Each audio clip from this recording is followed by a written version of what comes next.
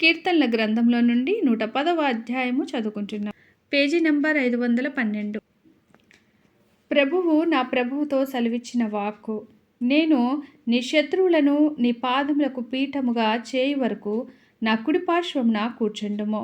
యెహోవా నీ పరిపాలన దండమును సియోనులో నుండి సాగజేయుచున్నాడు.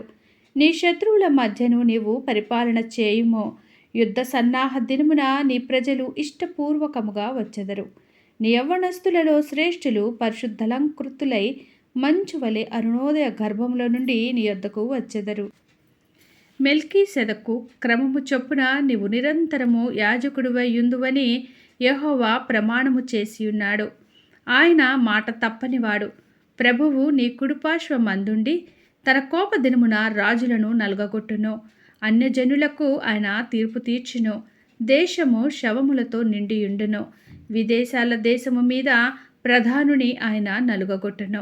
మార్గమున ఏటి నీళ్లు పానము చేసి ఆయన తలెత్తును. దేవుడిచ్చిన వాక్యమును దీవించునుగాక. ఆమేన్.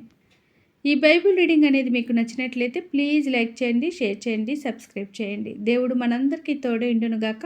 ఆమేన్.